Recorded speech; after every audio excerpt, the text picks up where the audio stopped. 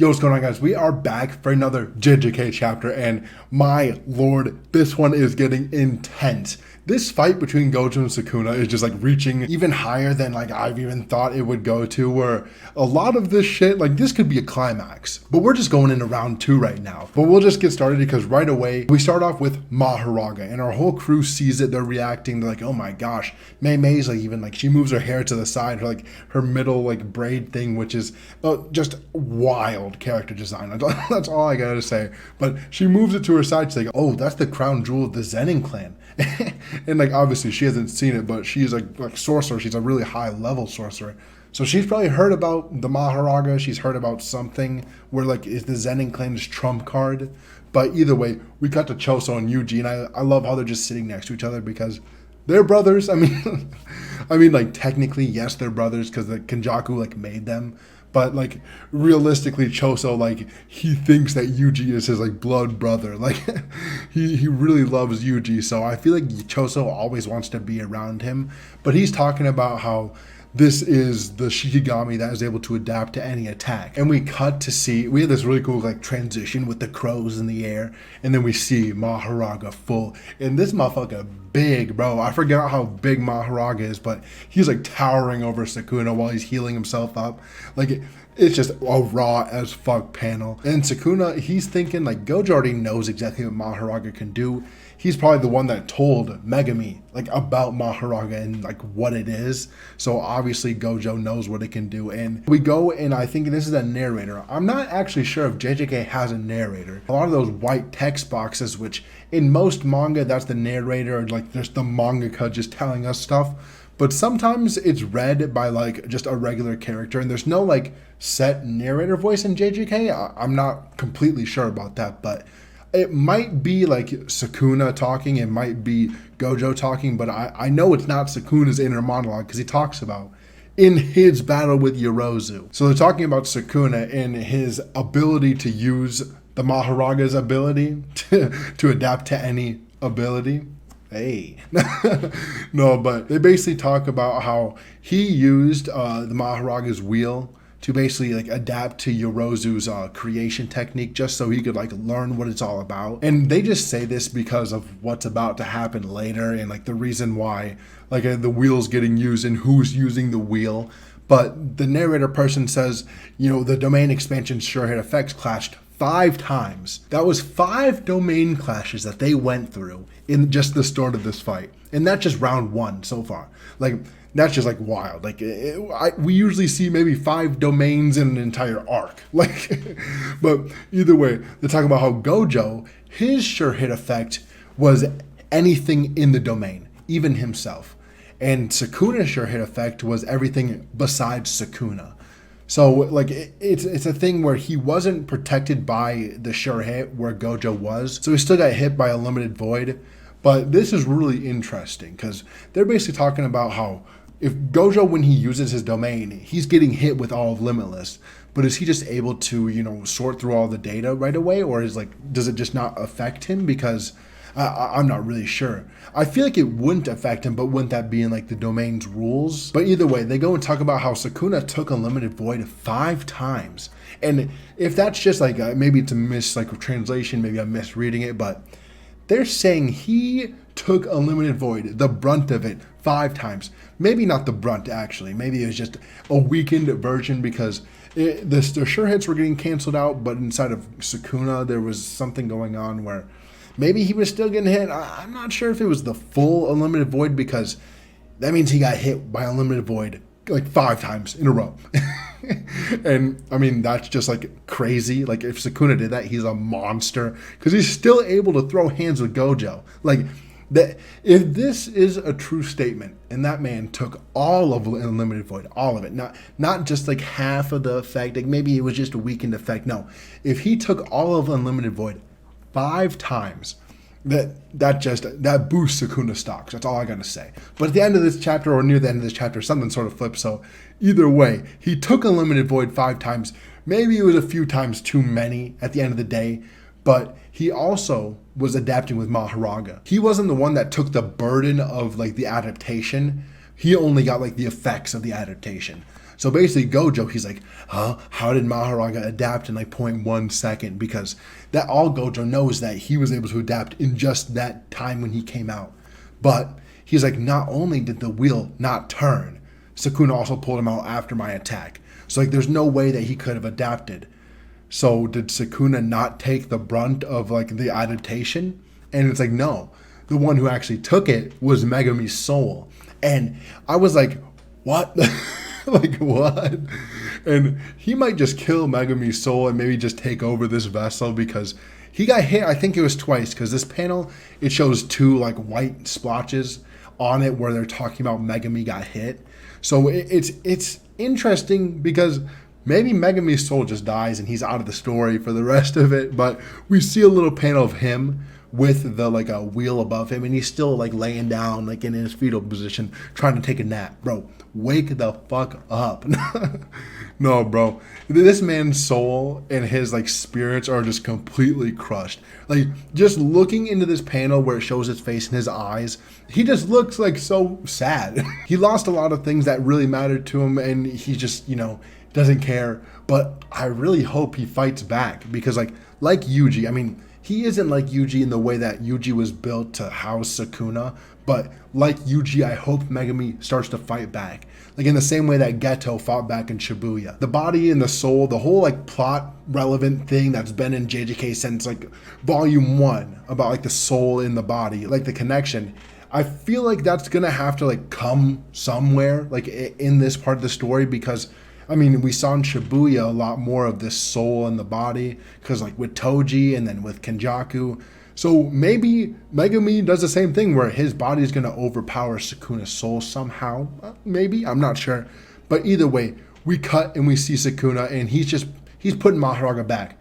He's like, what's up, bro? You look like you got a lot on your mind. And he's sort of just talking shit right now to Gojo. But Gojo's like, not really. I don't got much to say, bro. It's just so nice to see you going to such lengths to fight me, man. Like, you're really pulling out all the stops against me. But obviously, this is just banter. They're just shit-talking each other. But Sukuna's like, look who's talking, man. You got fucked up. And Sukuna's going to explain why. He's like, Unlimited Void is an ability that activates when you're inside of the domain. And I knew it was going to be a pain in the ass. So I just wanted to get that out of the way right away. So that was Sukuna's like game plan right away. Get rid of Unlimited Void to get rid of Gojo's domain, like by just burning out his curse technique, burning out his brain, or just adapting to it with Mahoraga. He is like, I just need to get away from Unlimited Void because Sukuna knows that Unlimited Void is super fucking strong and very annoying, like he said. Hold up, if you guys are liking the JJK content so far, want new chapter reviews each week, just please subscribe, I'd really appreciate it. Back to the video. He basically keeps talking about how, like, while he was unable to use his domain amplification, like he had Megumi. He had his soul take on the burden of adapting to Unlimited Void. And like, as a result of all of that, he couldn't use his regular curse techniques or his other curse techniques. Only the one that was imbued in his domain. So obviously the dismantle and cleave that is imbued into his domain expansion. And Gojo's like, Sukuna, you really haven't actually adapted Megumi's soul. Once I expand my domain again, it's over for you, bro. Like, you shouldn't have put Mahoraga away. But either way, Gojo, he does his little finger thing. He's like, I'll destroy you in one attack. But Sukuna, he's standing there. He don't give a fuck. He's like, you can't expand your domain, bro. Like, you won't be able to do it. And as Gojo tries to, he can't. And his nose starts just gushing blood. And this is what Gojo gets for overexerting himself. And that's what, like, the reason that his nose is bleeding, we find out later. Like, him healing his brain to get his curse technique back, like, causes a lot of just stress and damage to things other than your body.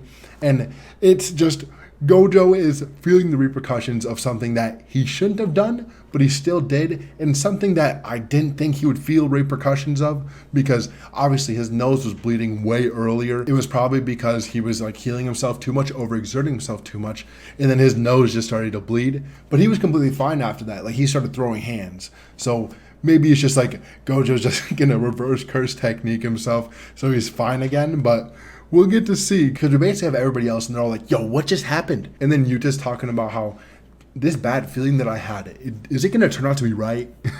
Because Yuta's been worried about Gojo this entire time, and he's a good caring student. We know that. But Sukuna, he explains, he's like, using your reverse curse technique to heal your exhausted curse technique, like that's too much, bro. You look like you strained yourself a little too hard. And then like, he points to his head. He's like, curse techniques, like the ability to use them, are stored right here in your right prefrontal cortex. Well, it'd actually be pointed right here. But he's talking about how it'd be in your right prefrontal cortex. And Kusakabe talks about how this is like a complete black box. Like nobody knows anything about curse techniques and the brain, like where they use them and how it works. So this is like all new stuff. And of course, Sukuna knows this. Like, this man is the king of cursed energy, just period, bro. He knows like everything about cursed energy. I swear to God.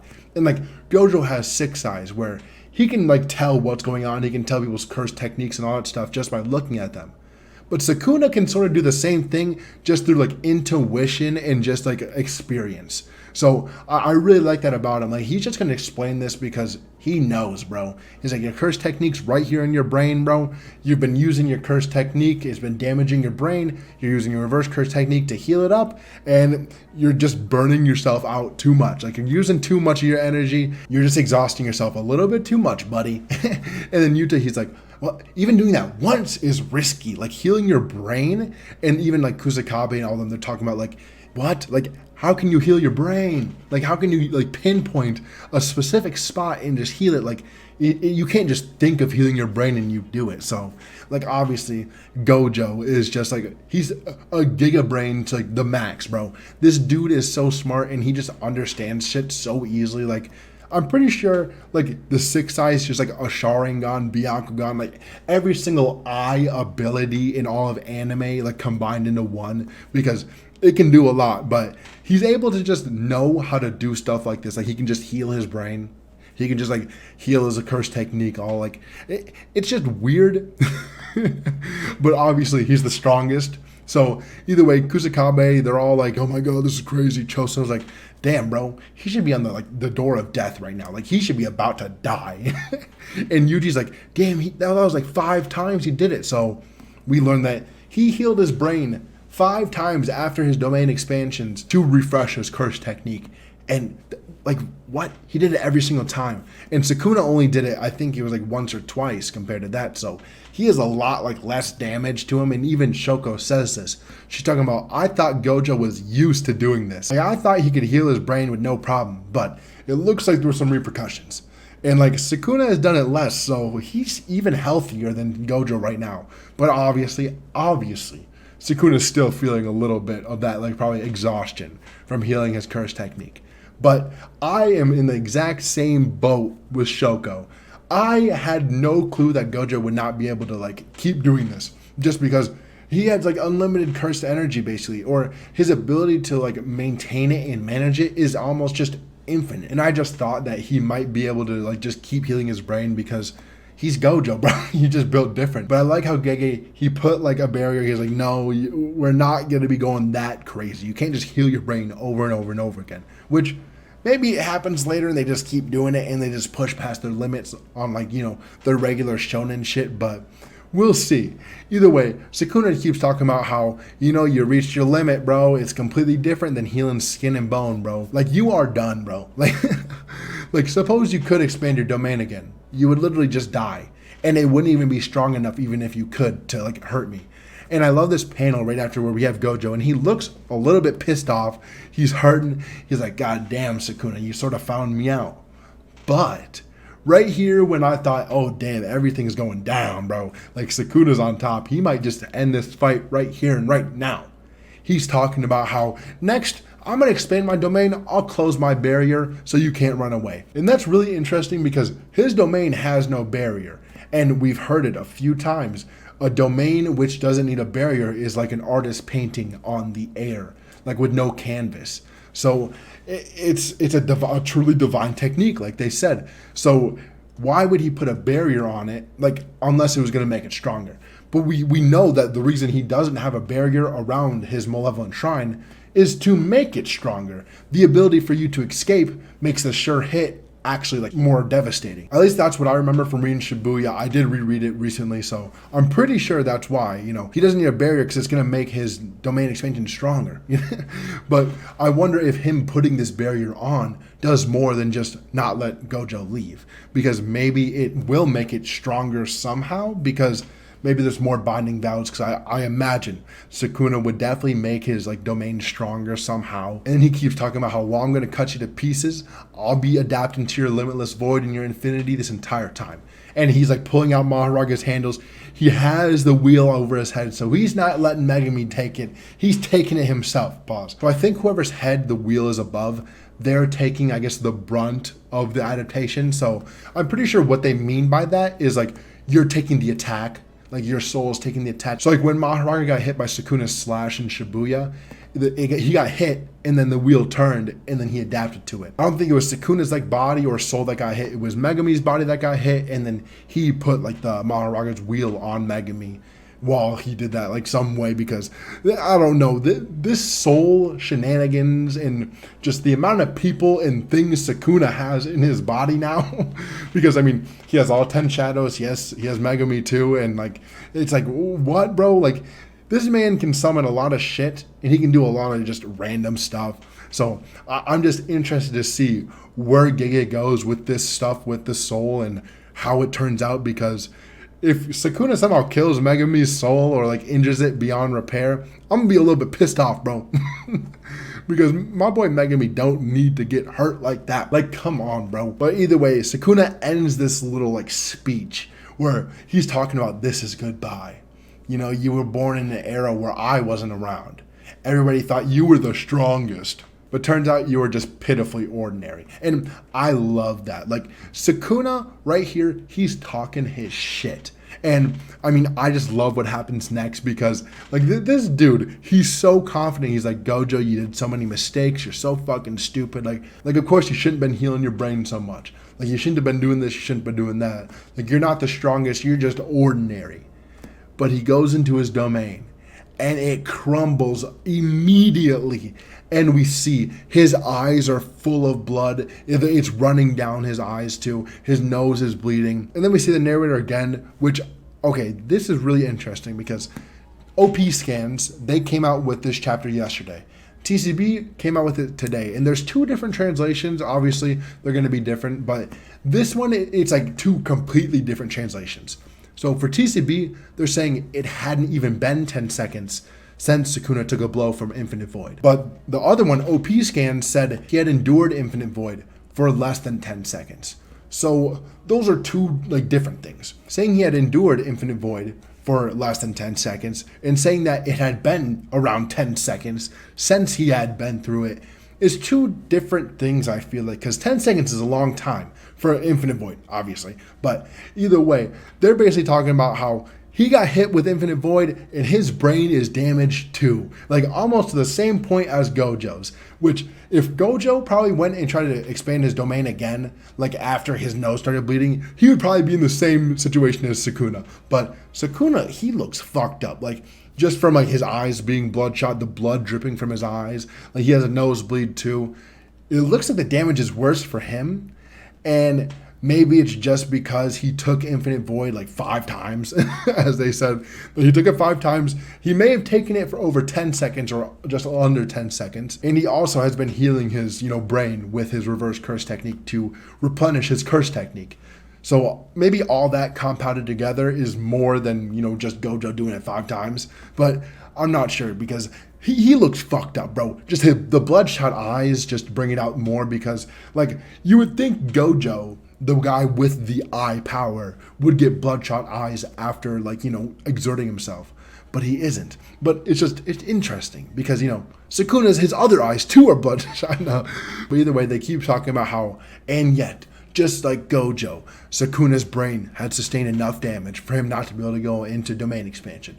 So right there it's confirmed that Infinite Void had damaged Sukuna's brain just almost as much or even more than Gojo damaged his own brain, which is funny. Like, the only person doing fucking brain damage is Gojo here, and he's making them both brain dead, bro. And I just love this panel of Gojo. He's like laughing his ass off. He's like, it looks like it's hitting you too, buddy. Like, hey, you look like you're not doing too good. But he talks about how, hey, my students are watching, and he points at one of the crows up there. He's like, I gotta look good, bro. Like, I gotta keep showing off. And we see all the students are all smiling because obviously they're hearing what he's saying. They're like, oh, Gojo's confident. Like, I'm confident too. But we have this amazing panel again of Sukuna, and he's like half healing up, it looks like, from his just injury, because one of his eyes is getting less bloodshot while the other one's still fucked up, but he's got a smile on his face again. And we end the chapter with this awesome double page of Gojo just punching Sukuna right in the face while Sukuna tries to counter, but he misses, and Gojo just smiling, big ass grin, his nose is bleeding, and we get to see this. It's alternate font. It's not regular font from the rest of this chapter. And I think this might be something that Yorozu might have said, but we see the loneliness that comes with unrivaled strength. The one who will teach you about love is ... And I'm going to guess it would probably say like your rival or Gojo Satoru or something like that, but we end the chapter, no break. Thank the Lord, man. But also, like, the ending chapter words say, neither yield, the decisive battle of the strongest heads to round 2, man. That is just, that's epic, bro. It's epic because this has just been round 1. This entire, domain expansions, all these clashes, the entire, like, fight in the city where they're throwing shit at each other, like, that's all round 1. Now we're going to go into round 2 where they're both exhausted. Both of them are brain dead as fuck, brain damaged. They don't know what's going on. And I think we're going to see a lot of hands from now on. Like, they're going to regenerate their curse techniques, obviously, like over time and maybe using the reverse curse technique. But this is just going to be like, it has to be hand to hand because they can't really go into their domains. They can't really use their curse techniques as well because they're both exhausted. So we might just see, a really good hand-to-hand chapter next week, which would just be awesome. I mean, who doesn't love Gege's hand-to-hand drawing? But either way, I am really not sure what's going to happen next because it looks like both of them are like fully healed at the end of this chapter. Well, not like fully healed, but like healed up from what just happened. Gojo's nose doesn't have blood all over it in the last panel. And Sukuna's eyes are regular white with a little bit of veins in them, but he's pretty much fine, it looks like, and they're both smiling, I just love every time like they hit each other or they're going after each other, they're smiling. And it's just a great time, bro. It's just a great time. Who doesn't love a fight between two people that are just enjoying themselves, man? But I am just really happy with this chapter. Like, everything sort of pulled through. We explained a lot of stuff, and like I said before, like, Gege loves to explain stuff, but in the right spot. Like, he'll show us something, wait a little bit, then explain it, which I love. Like, he showed us Gojo getting his nosebleed, like Maharaga's wheel clicking. Now we know exactly why all this stuff is happening, and it just makes the story just 10 times better. And all the people who talk about, like, they can't understand JJK, I mean, rightfully so. It's very confusing, but Gege does explain just a lot of stuff really clearly. And obviously some people don't care about reading when the fighting just looks this good, but either way, this was a W of a chapter, and I cannot wait for next week. I get to watch the new episode of JJK after this. It's a W today. It's a great day. But if you made it this far, I really appreciate it. If you'd subscribed, it would really help me out, and it would help you out getting new videos each week. No. But either way, thank you guys for watching, and peace.